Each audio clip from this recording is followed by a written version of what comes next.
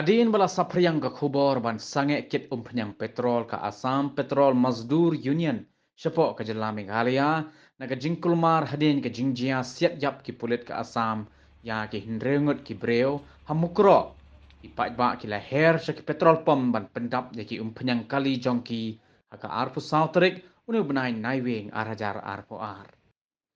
Ke Assam Petrol Mazdur Union kala shimnya karai ban sange kit penyang petrol nado arpu sautrik Haribhoi, Khasi Hills, pat West Jaintia Hills tak nado baka sarkar Meghalaya kan penti kena ya ke jingsingan ke lek kawan jong kinongnya kali kit penyang bat gas.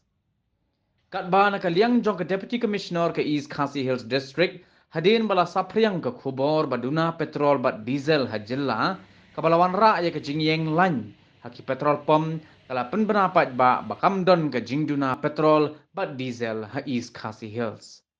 Halor kanil adep ya keren bat an penti kena baki company ki distributors bat kinongnya akali tanker kin penpoi ya ke penyang khanang baki pat ba kinam syak ta. Hajuai ru ke nong ba jong ke West Jaintia Hills la sakhi baki pat ba kila yang lain pan the penyang haki petrol pom.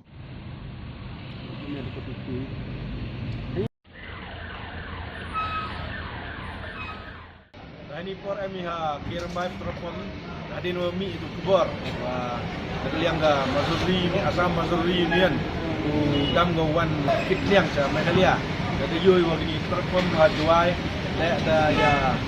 dap ki de geri pun le awa ki geri da ya than di te yang yo pendam tangki yang tu kwa yu ati che jak na liang yang manager pelai ke teropon MMM ne kata gajing ong yang di Assam Mazuri Union odam ko kitniang Meghalaya tanowel di abata batane saktai ये किस लिए ये भीड़ हो गया है petrol pump में तो सप्लाई बंद है ना, किस लिए टीओपी से सप्लाई बंद है, वो यूनियन का ये सब। तो क्या कुछ पता है, कुछ नोटिस मिला आप मैनेजर इधर में नहीं, हम लोग को तो मालूम चला कि मेघालय का सप्लाई बंद है, मालूम है किस लिए इसलिए तो अभी आपका पेट्रोल पंप आज ये टंकी आया कि नहीं नहीं अभी ये जैसा भीड़ हुआ आज पेट्रोल कितना दिन लास्टिंग होगा कल तक चलेगा, कल के बाद